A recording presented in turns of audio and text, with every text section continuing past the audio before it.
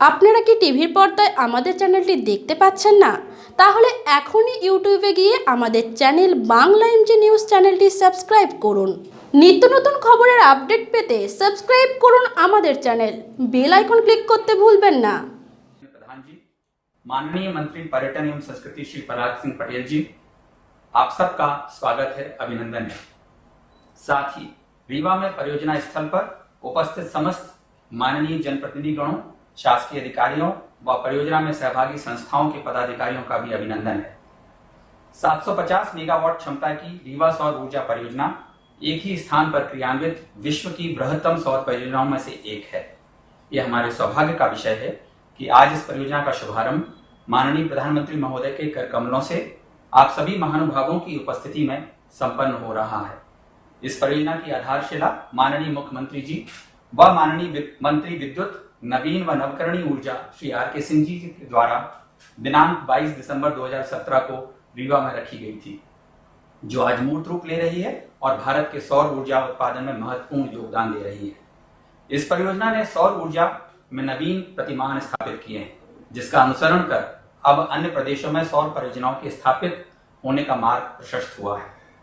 परियोजना क्रियान्वयन के इस अनुभव ने हमें यह विश्वास दिया है कि अब बृहद और अत्यंत बृहद परियोजनाओं की योजना बना सकते हैं, उन्हें साकार कर सकते हैं, उन्हें मूर्त रूप दे सकने में सक्षम है। माननीय प्रधानमंत्री जी की अपेक्षा रहती है कि समय पर परियोजनाओं का न केवल श्री गणेश हो, बल्कि उनकी पूर्णता भी सुनिश्चित की जाए, और यह परियोजना इसी बात का प्रमाण भी है। हम गौरवान्वित हैं कि मध्य प्रदेश माननीय प्रधानमंत्री महोदय द्वारा दिखाए गए पथ पर निरंतर अग्रसर है। माननीय मुख्यमंत्री महोदय, जिनकी जिज्ञासा और कर्मठता नित्य नई उपलब्धियों को अर्जित करने के लिए हम सबको प्रेरित करती रहती है, माननीय मुख्यमंत्री महोदय से आग्रह करूंगा कि वे परियोजना व मध्य प्रदेश की नवीन व नवकरणीय ऊर्जा के क्षेत्र में प्राप्त उपलब्धियों व अग्रिम कार्य योजना के संबंध में अपना सारगर्भित उद्बोधन देने का कष्ट करेंगे। परम आदरणीय प्रधानमंत्री जी, सम्मानीय राज्यपाल जी, ऊर्जा मंत्री आदरणीय आर के सिंह जी,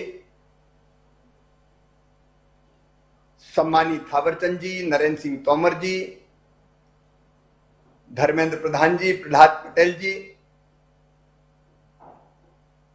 सांसद द्वय जो परियोजना स्थल पर उपस्थित हैं, आदरणीय जनार्दन मिश्रा जी, राजमणि पटेल जी, स्थानीय विधायक नागेंद्र सिंह गूढ़ जी, जिनका इस परियोजना को आगे बढ़ाने में महत्वपूर्ण योगदान रहा है, माननीय राजेंद्र शुक्ल जी, देवराज सिंह जी, केपी त्रिपाठी जी, श्यामलाल द्विवेदी जी, प्रदीप पटेल जी, गिरीश गौतम जी, पंचूलाल प्रजापति जी, और इस कार्यक्रम को देख और सुन रहे मेरे सभी बहनों और भाइयों, सबसे पहले मैं हमारे यशस्वी प्रधानमंत्री श्रीमान नरेंद्र मोदी जी का हृदय से स्वागत करता हूं, अभिनंदन करता हूं, केवल अपनी ओर से नहीं, मध्य प्रदेश की 7.5 करोड़ जनता की ओर से। वे कल्पनाशील मस्तिष्क के धनी हैं, मैन ऑफ आइडियाज हैं, और मुझे कहते प्रसन्नता है कि मध्य प्रदेश सौर ऊर्जा के क्षेत्र में जो आगे बढ़ा है, उसके पीछे माननीय प्रधानमंत्री जी की प्रेरणा है। जब माननीय प्रधानमंत्री जी मुख्यमंत्री थे गुजरात के और मैं मध्य प्रदेश का मुख्यमंत्री था, उस समय भी उन्होंने मुझे सलाह दी थी कि भविष्य की ऊर्जा सौर ऊर्जा है।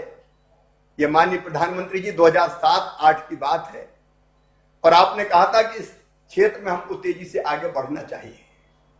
मेरे मन में एक संकोच था, तब सौर ऊर्जा की दरें 15-16 रुपया प्रति यूनिट हुआ करती थी, और थर्मल की जो दरें होती थी वो 3-4 रुपया के आसपास होती थी।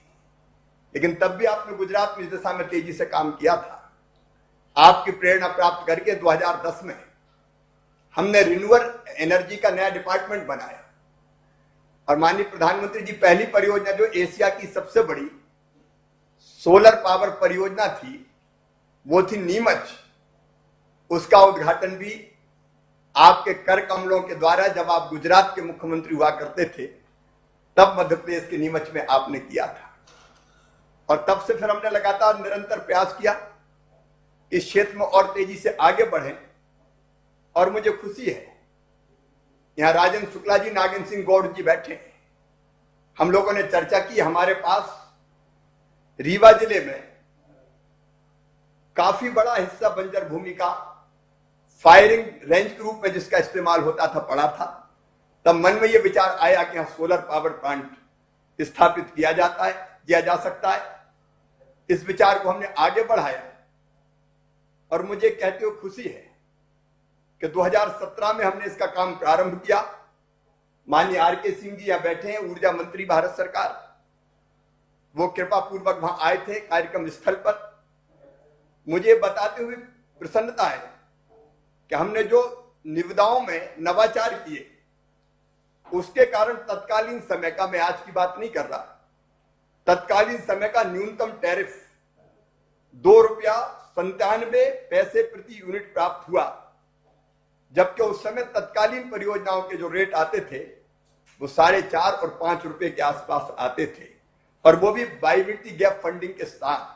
बिना वायबिलिटी गैप फंडिंग के सोलर परियोजनाओं को पूरा करने की कल्पना नहीं की जा सकती थी। ये बिना बीजीएफ के हमारे ₹2.97 रेट आए। जो नवाचार के उसके कारण कम दरें प्राप्त हुई, जिससे देश में बिजली की दरों में भी भारी गिरावट आई।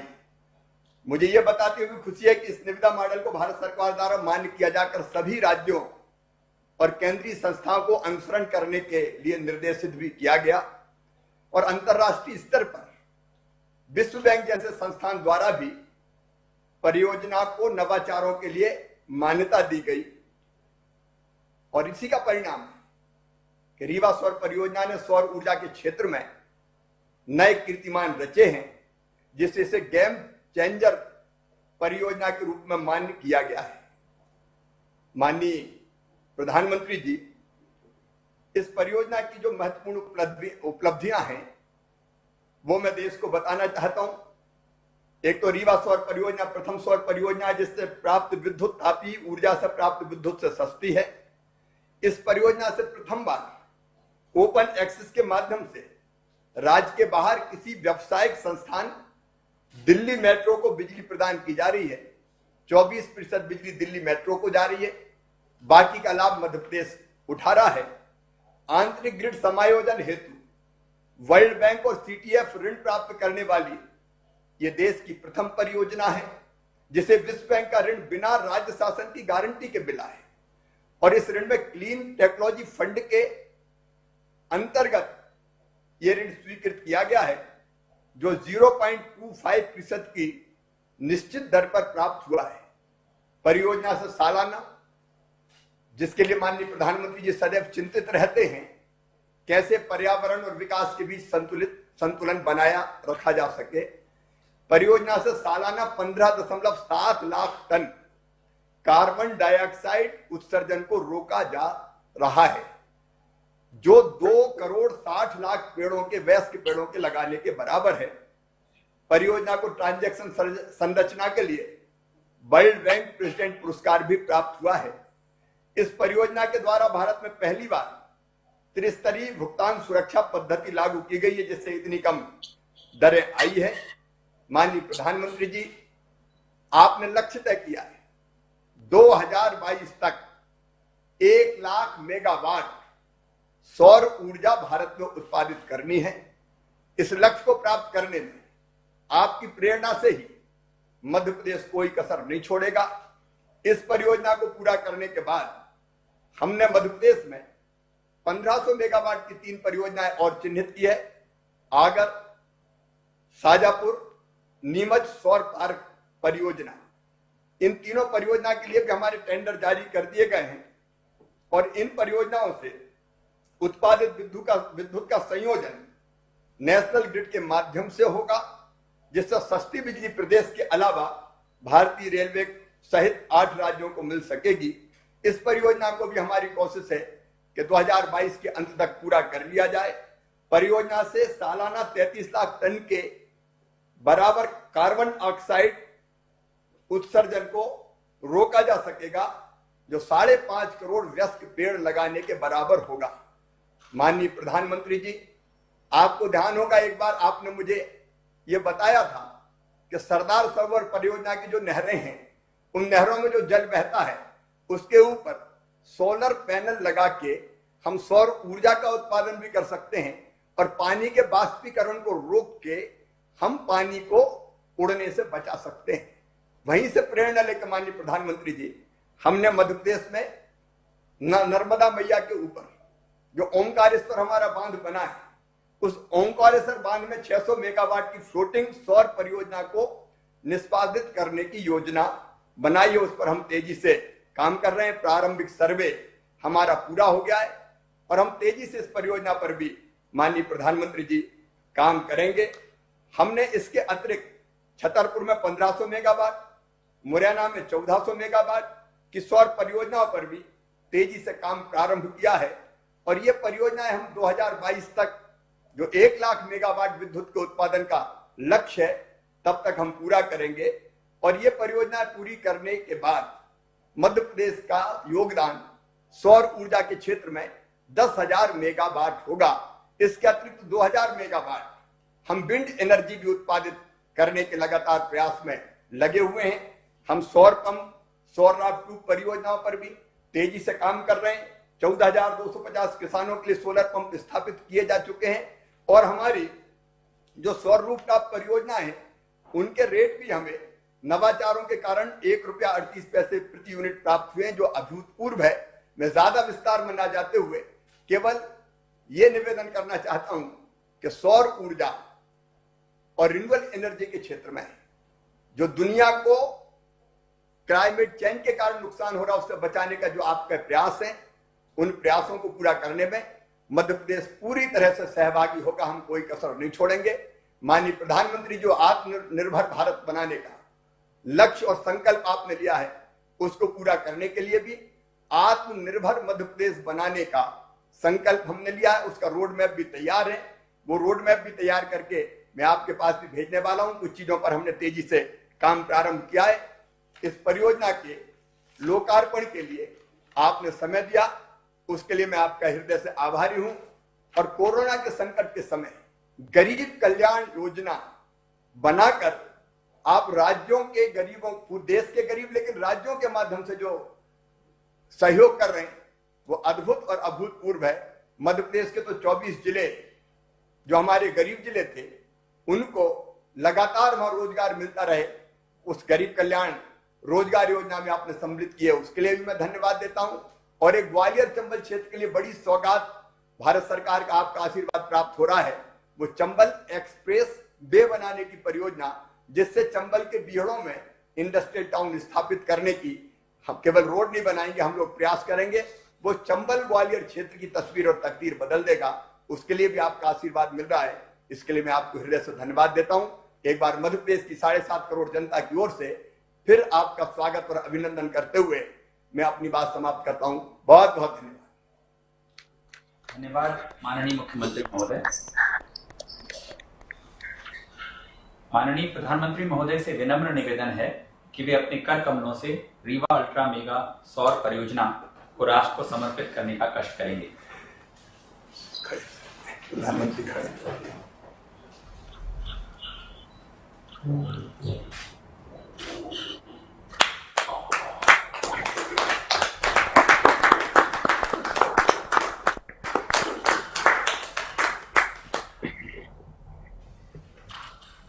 धन्यवाद आदरणीय प्रधानमंत्री महोदय। हम इस अवसर पर परियोजना के विषय में एक संक्षिप्त वीडियो साझा कर रहे हैं।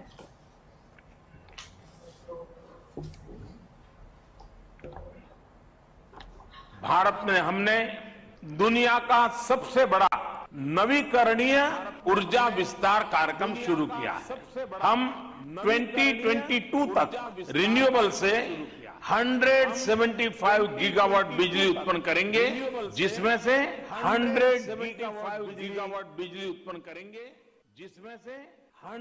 गीगावाट बिजली सौर ऊर्जा से होगी। प्रधानमंत्री श्री नरेंद्र मोदी जी के नेतृत्व में अक्षय ऊर्जा को प्रोत्साहित करने की ऐसी प्रतिबद्धता देश ही नहीं दुनिया के लिए भी नया अनुभव है। प्रधानमंत्री जी के इस महत्वाकांक्षी मिशन में महत्वपूर्ण योगदान दे रही है मध्य प्रदेश की रीवा अल्ट्रा मेगा सोलर परियोजना। इस परियोजना का शिलान्यास मध्य प्रदेश के मुख्यमंत्री श्री शिवराज सिंह चौहान एवं केंद्रीय ऊर्जा मंत्री श्री R.K. सिंह के कर कमलों से 22 दिसंबर 2017 को संपन्न हुआ था। 4,305 करोड़ रुपए की लागत से तैयार इस परियोजना की उत्पादन क्षमता 750 मेगावाट की है, जिसके कारण इसकी गणना एक ही जगह पर सौर ऊर्जा उत्पादन करने वाले दुनिया के सबसे बड़े सोलर प्रोजेक्ट्स में से एक है। पारदर्शी प्रक्रियाओं और नवाचारों की मदद से देश में अत्यंत न्यून दरों पर सौर ऊर्जा का उत्पादन किया जा रहा है। इसका 24% हिस्सा दिल्ली मेट्रो को और शेष बिजली का लाभ मध्य प्रदेश को मिल रहा है। उत्पादन और उपयोगिता के साथ ही इस परियोजना में पर्यावरण का भी ध्यान रखा गया है। इस परियोजना के चालू हो जाने से यहां कार्बन डाइऑक्साइड के सालाना उत्सर्जन में 15.7 लाख टन की बचत होगी, जो 2.6 करोड़ विकसित पेड़ लगाने के बराबर है। मध्य प्रदेश ऊर्जा विकास निगम और solar energy corporation of India का संयुक्त उपक्रम विकास का शानदार प्रयास साबित हुआ है। इसके साथ ही ये प्रोजेक्ट अक्षय ऊर्जा को बढ़ावा देने के उस मिशन में भी योगदान दे रहा है, जिसका बीड़ा प्रधानमंत्री श्री नरेंद्र मोदी जी ने देश और दुनिया को ग्लोबल वार्मिंग से बचाने के लिए उठाया है। अक्षय ऊर्जा बढ़ाएं, नया भारत बनाएं।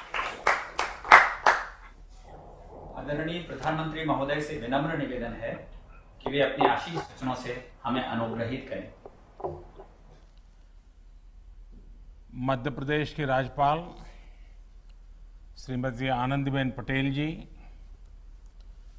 मध्य प्रदेश के मुख्यमंत्री श्रीमान शिवराज सिंह जी, केंद्रीय मंत्रिपरिषद के मेरे सहयोगी R.K. सिंह जी, थावरचंद गहलोत जी, नरेंद्र सिंह तोमर जी, धर्मेंद्र प्रधान जी, प्रहलाद सिंह पटेल जी, मध्य प्रदेश मंत्रिमंडल के सदस्यगण, सांसद, विधायकगण और रीवा सहित पूरे मध्य प्रदेश के मेरे प्यारे भाइयों और बहनों, नमस्कार। आज रीवा ने वाकई इतिहास रच दिया है। रीवा की पहचान मां नर्मदा के नाम से और सफेद बाग से रही है। अब इसमें एशिया के सबसे बड़े सोलर पावर प्रोजेक्ट का नाम भी जुड़ गया है।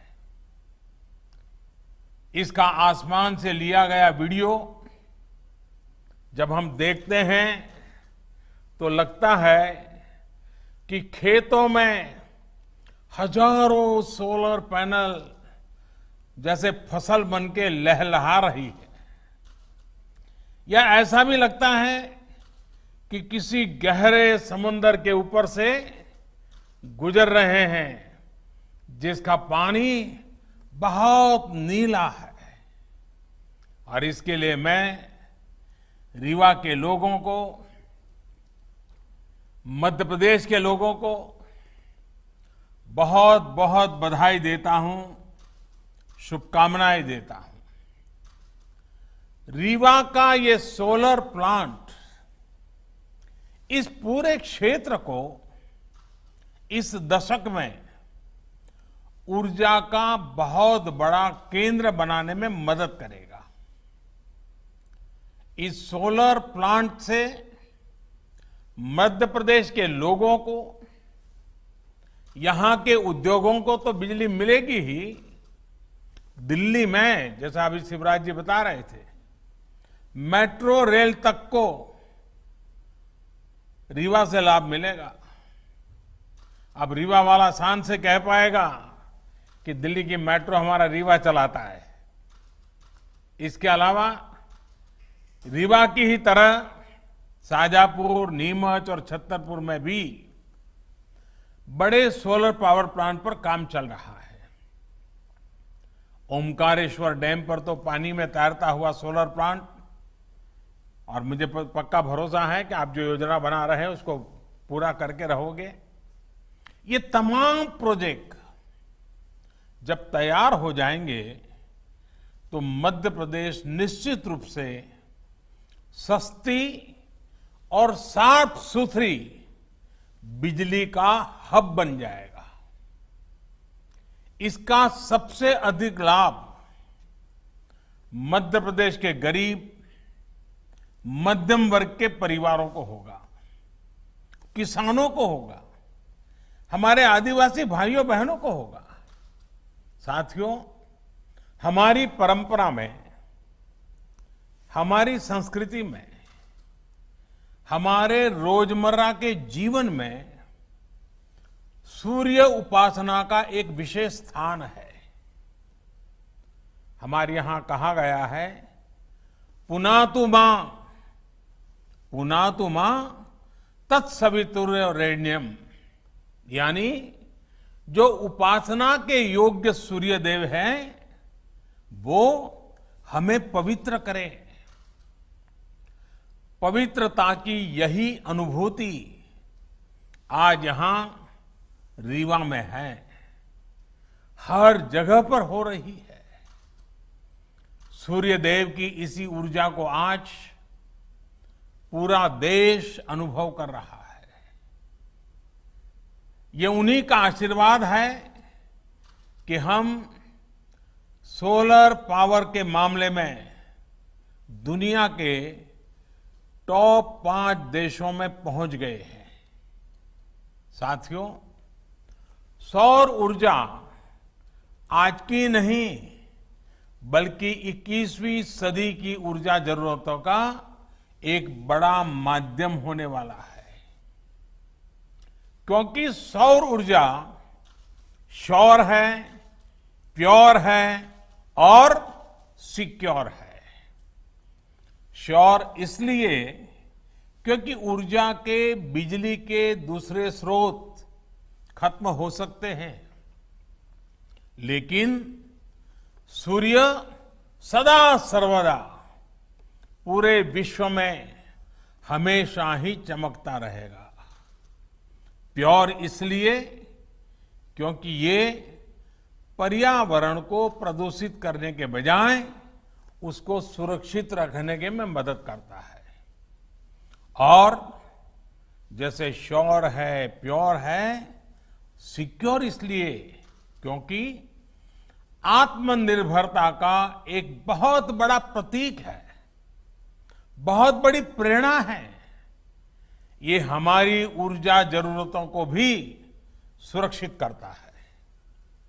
जैसे जैसे भारत विकास के नए शिखर की तरफ बढ़ रहा है, हमारी आशाएं, आकांक्षाएं भी बढ़ रही है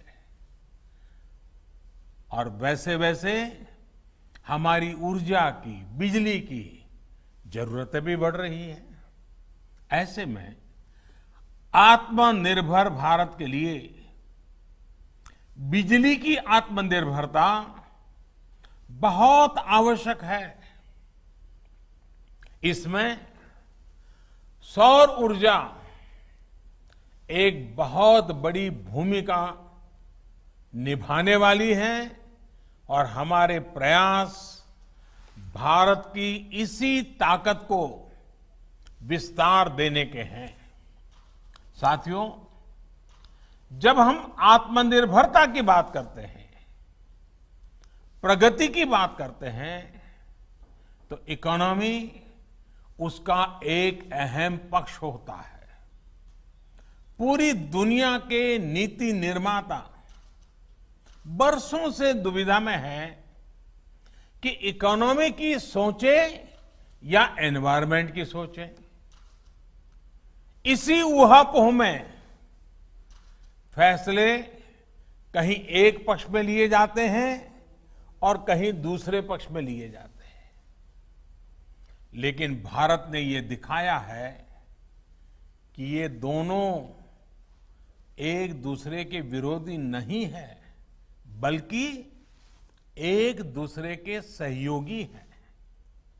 स्वच्छ भारत अभियान हो, हर परिवार को एलपीजी और पीएनजी का साफ सुथरा ईंधन से जोड़ने का अभियान हो, पूरे देश में सीएनजी आधारित वाहन व्यवस्था, इसके लिए बड़ा नेटवर्क बनाने का काम हो, देश में बिजली आधारित परिवहन के लिए नए नए रिसर्च होने वाले हैं, कुछ प्रयास होने वाले हैं।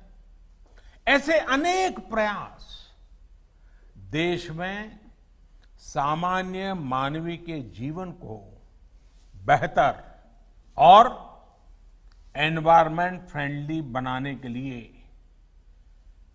लगातार किए जा रहे हैं। भारत के लिए इकोनॉमी और एनवायरमेंट दो अलग अलग पक्ष नहीं हैं, बल्कि एक दूसरे के पूरक पक्ष हैं। साथियों, आज आप देखेंगे कि सरकार के जितने भी कार्यक्रम हैं, उनमें पर्यावरण सुरक्षा और ईज ऑफ लिविंग को प्राथमिकता दी जा रही है। हमारे लिए पर्यावरण की सुरक्षा सिर्फ कुछ प्रोजेक्ट्स तक सीमित नहीं है, बल्कि ये वे ऑफ लाइफ है। जब हम रिन्यूएबल एनर्जी के बड़े प्रोजेक्ट लॉन्च कर रहे हैं, तब हम ये भी सुनिश्चित कर रहे हैं कि साफ सुथरी ऊर्जा के प्रति हमारा संकल्प जीवन के हर पहलू में दिखे। हम कोशिश कर रहे हैं कि इसका लाभ देश के हर कोने, समाज के हर वर्ग, हर नागरिक तक पहुंचे।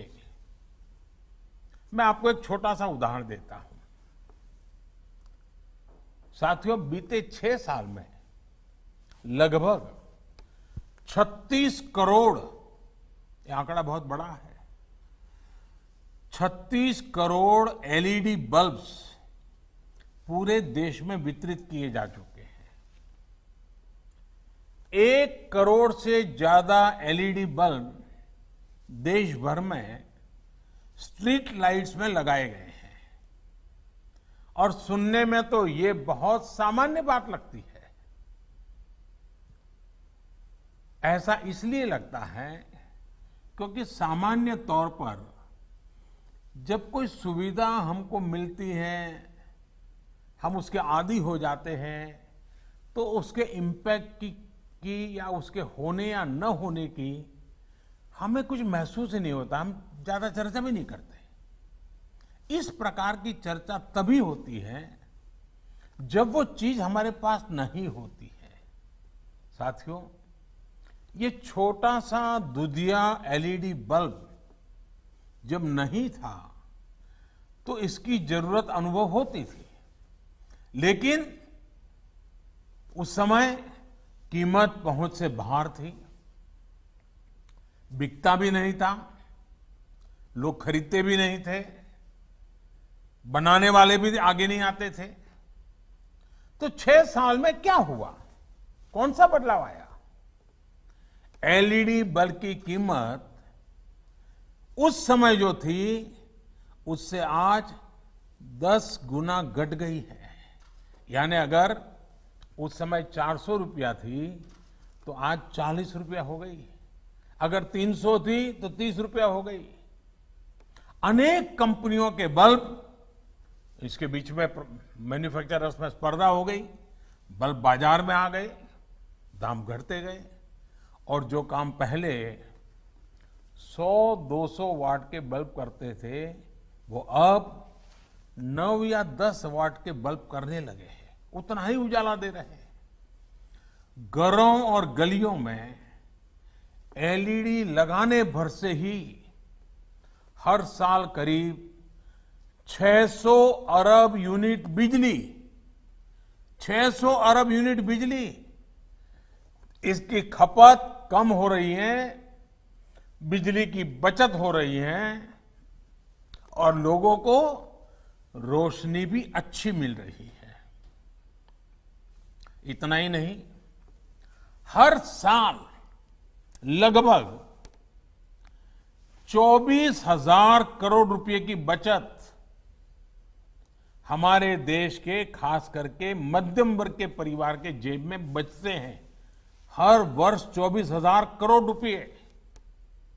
ये बचत छोटी नहीं है। मध्यम वर्ग, निम्न मध्यम वर्ग के जीवन में तो इसके कारण बहुत नई एक रोशनी पैदा हो जाती है। यानी एलईडी बल्ब से बिजली का बिल कम हुआ है।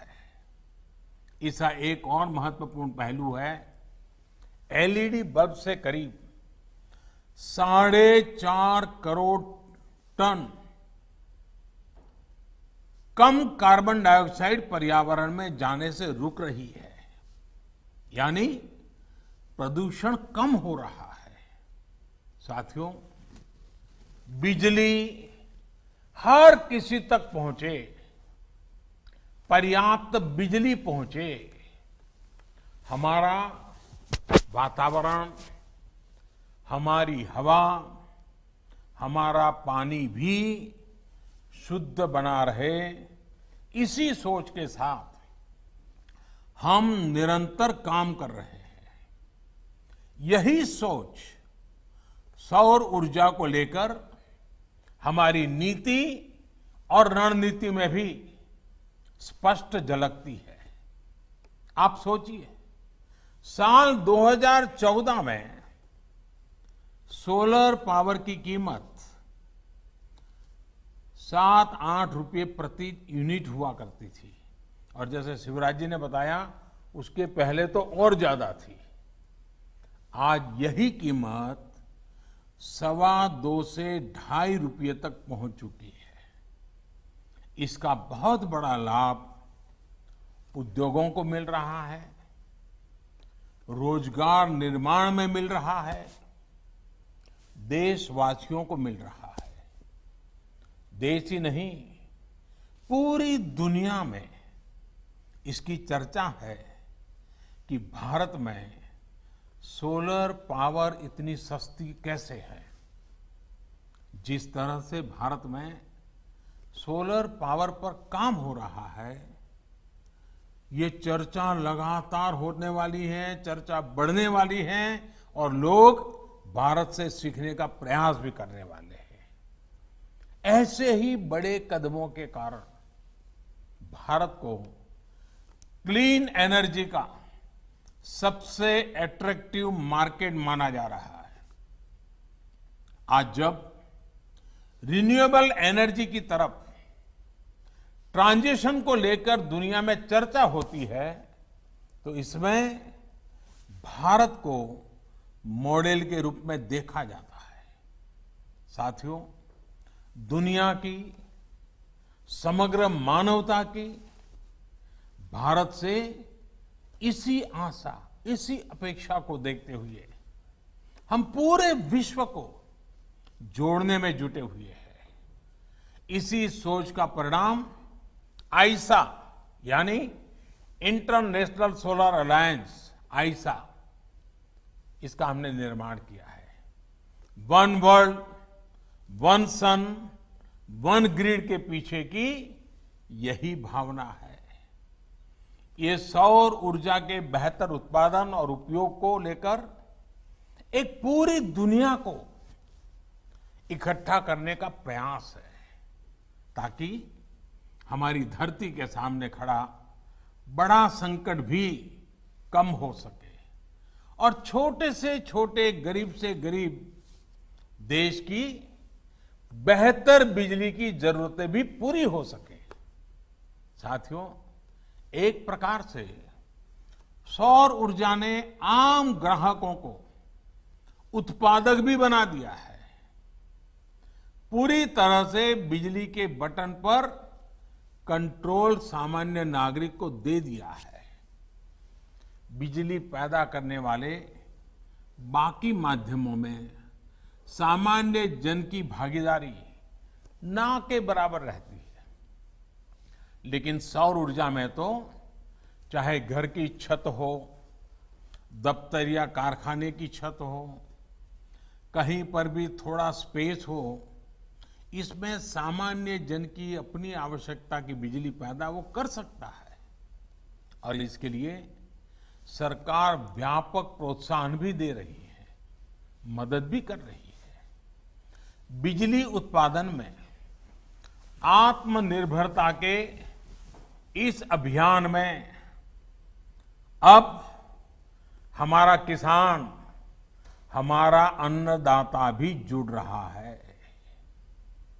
अन्नदाता ऊर्जादाता भी बन सकता है। साथियों, हमारा किसान आज इतना सक्षम है, इतना संसाधन संपन्न है कि आज वो एक नहीं, दो तरह के प्लांट से देश की मदद कर रहा है। एक प्लांट तो वो है जिनसे पारंपरिक खेती होती है और जो सदियों से करता आया है, और हम सभी को अन्न मिलता है, भोजन मिलता है। किसान हमें भूखा नहीं रहने देता है, उसके लिए वो पसीना बहाता है। लेकिन अब दूसरे तरह की भी प्लांट भी हमारे किसान के लिए अवसर बनाकर के उसके खेत में दस्तक दे रहा है, और जिससे खेत की आवश्यकता, घरों की आवश्यकता, वहां तक बिजली पहुंच भी सकती है। जो पहला प्लांट है, जो पारंपरिक खेती है, वो हमारा किसान ऐसी जमीन पर लगाता है जो उपजाऊ होती है। लेकिन ये जो दूसरा सोलर एनर्जी प्लांट है, ये ऐसी जमीन पर भी लगेगा जो जमीन उपजाऊ नहीं है, पानी नहीं है, फसल के लिहाज से वो जमीन अच्छी नहीं है। यानी कि किसान की वो जमीन जहां फसल उगाने में बहुत खर्चा हो जाता है और कोई गारंटी नहीं होती है, अगर बारिश थोड़ी ऊपर नीचे हो जाए तो सब बर्बाद हो जाता है, उस जमीन का उपयोग भी होगा। उससे भी किसान की आमदनी बढ़ सकती है। कुसुम योजना के माध्यम से आज किसानों को अतिरिक्त जमीन पर ऐसे सोलर प्लांट लगाने में मदद करने की योजना काम कर रही है।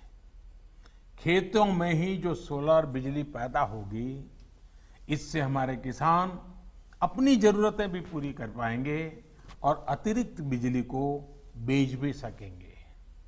मुझे पूरा विश्वास है कि मध्य प्रदेश के किसान साथी भी अतिरिक्त आय के इस साधन को अपनाने और भारत को पावर एक्सपोर्टर,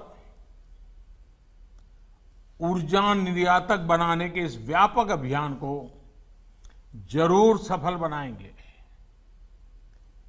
ये विश्वास इसलिए अधिक है क्योंकि मध्य प्रदेश के किसानों ने संकल्प को सिद्धि में बदल करके दिखाया है।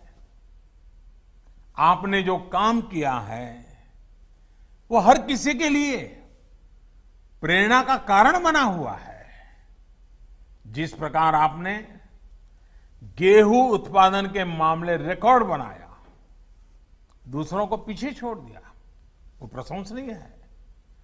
कोरोना के इस मुश्किल समय में किसानों ने जो रिकॉर्ड तोड़ उत्पादन किया, मध्य प्रदेश की सरकार ने रिकॉर्ड तोड़ खरीद की, उसके लिए भी आप प्रशंसा के पात्र है। और इसलिए बिजली उत्पादन के मामले में भी मध्य प्रदेश के सामर्थ्य पर मुझे पूरा भरोसा है। उम्मीद है कि एक दिन ये भी खबर आएगी कि कुसुम योजना के तहत मध्य प्रदेश के किसानों ने रिकॉर्ड बिजली उत्पादन की है, बिजली पैदा की है। भाइयों और बहनों, सोलर पावर की ताकत को हम तब तक पूरी तरह से उपयोग नहीं कर पाएंगे जब तक हमारे पास देश में ही बेहतर सोलर पैनल, बेहतर बैटरी, उत्तम क्वालिटी की स्टोरेज, उसकी कैपेसिटी का निर्माण ना हो। अब इसी दिशा में तेजी से काम करना है और हम सब करके रहेंगे। आत्मनिर्भर भारत अभियान के तहत अब देश का लक्ष्य है कि सोलर पैनल सहित तमाम उपकरणों के लिए हम आयात पर अपनी निर्भरता को खत्म करें। लक्ष्य ये है कि अभी जो देश की solar PV module manufacturing capacity है उसको भी तेजी से बढ़ाया जाए और इसलिए घरेलू मैन्युफैक्चरिंग को बढ़ावा देने के लिए अनेक जरूरी कदम उठाए जा रहे हैं। अब जैसे कुसुम योजना के तहत लगाए जा रहे पंपों में वो सोलार पंप बनाए जा रहे हैं, घरों में लगने वाले रूफटॉप पैनल में भारत में ही बने सोलार फोटोवोल्टेक सेल्स और मॉड्यूल्स, इसको हमने जरूरी कर दिए गए हैं। इसके अलावा सरकारी विभाग और दूसरी सरकारी संस्थाएं जो भी सोलर सेल या मॉड्यूल खरीदेगी वो मेक इन इंडिया ही हो, ये तय किया गया है।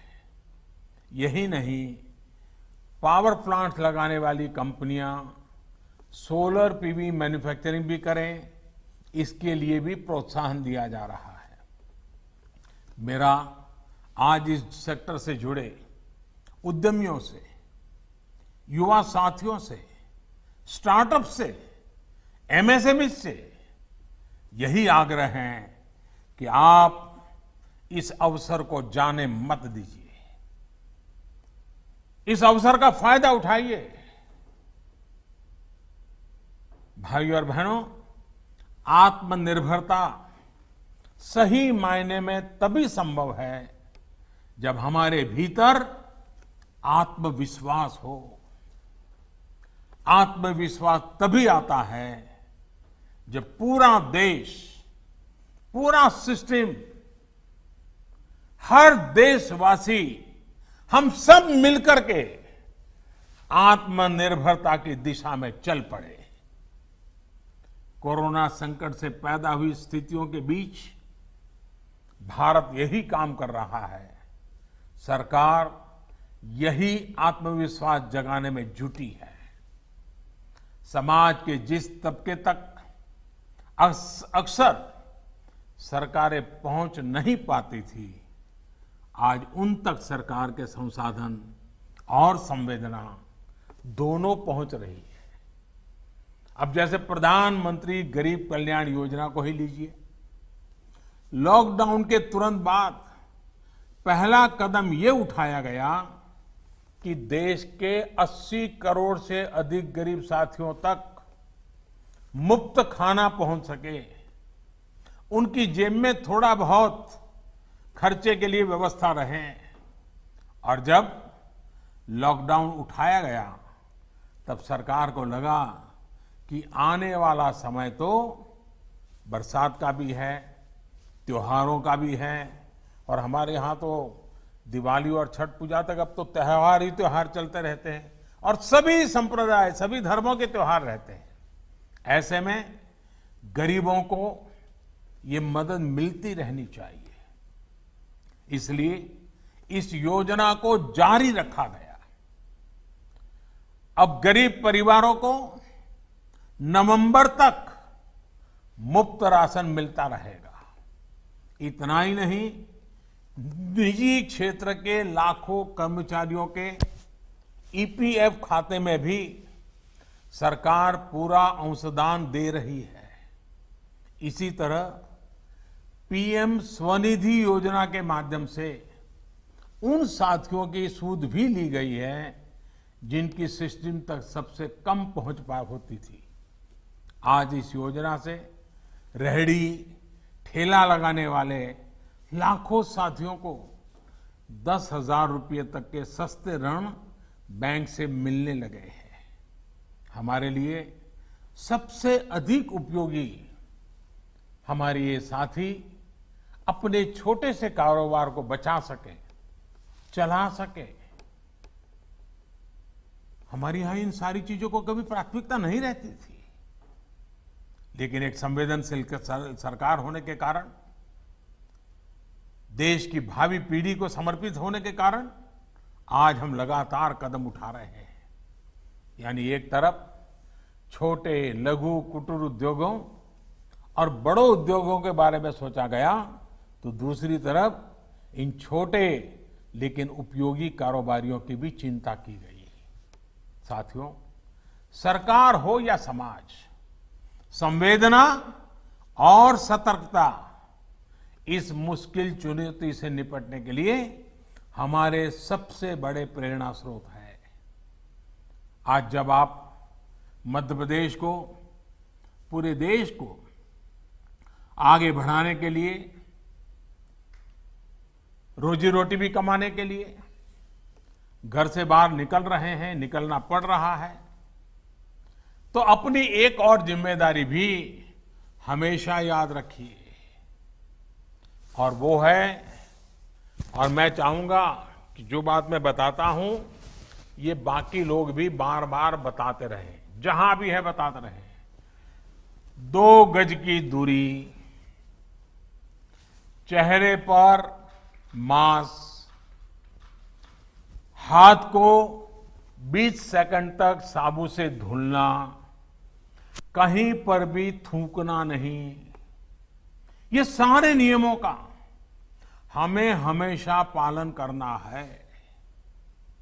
आप भी बचेंगे, आपका परिवार भी बचेगा, और आपके यार दोस्त साथी मित्र सहयोगी हर किसी की जिंदगी बचाने में आप बहुत बड़ी भूमिका अदा करेंगे।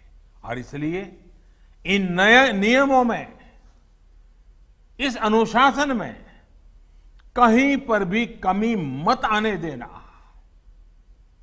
आपका जीवन बहुत मूल्यवान है, न सिर्फ आपके परिवार के लिए, देश के लिए भी मूल्यवान है। और इसलिए इन नियमों का हमें पालन करना ही है।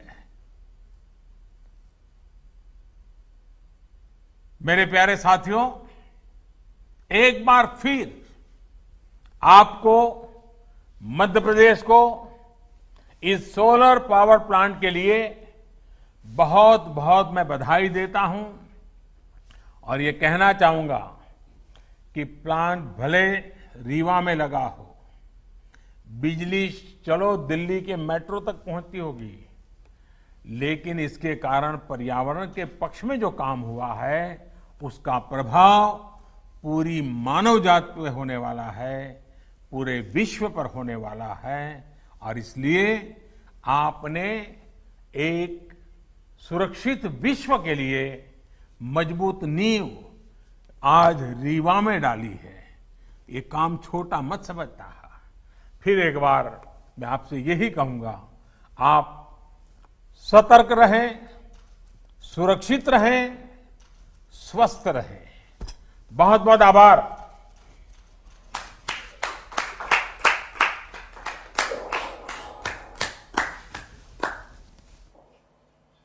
धन्यवाद माननीय प्रधानमंत्री महोदय।